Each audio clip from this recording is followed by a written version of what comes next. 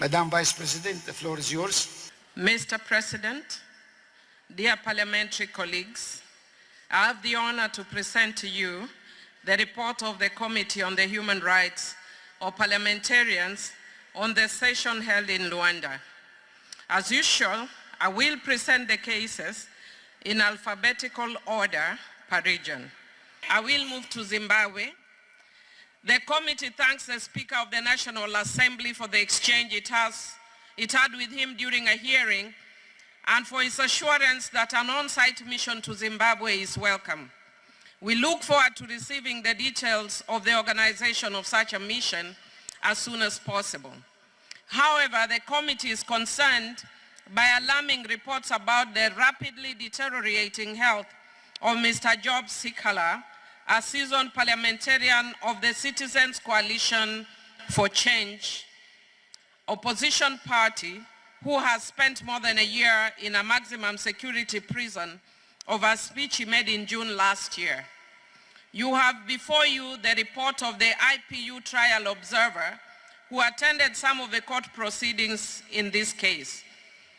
His findings confirm allegations that Mr. Sikhala's rights to a fair trial are being violated, including his right to bail. The observer highlighted several breaches of due process and concluded that there was no evidence to support the verdict that Mr. Sikhala was guilty of obstructing the course of justice. The committee deplores the fact that the continued arbitrary detention of Mr. Sikhala made it impossible for him to practically exercise his right to take part in the 23rd August elections. The committee urges the authorities to free Mr. Sikhala at once and to ensure that all his rights are respected.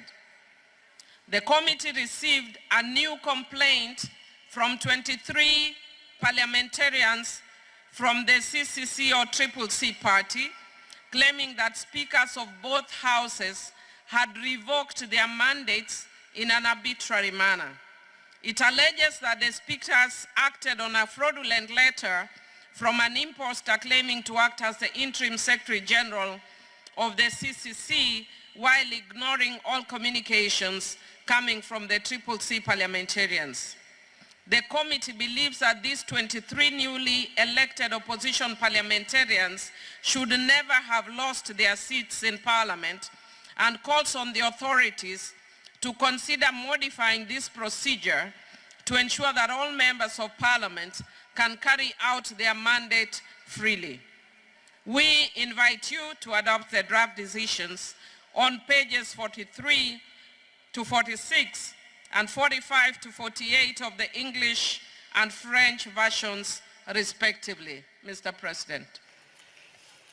Any reservation on this section of the report? No. Adopted.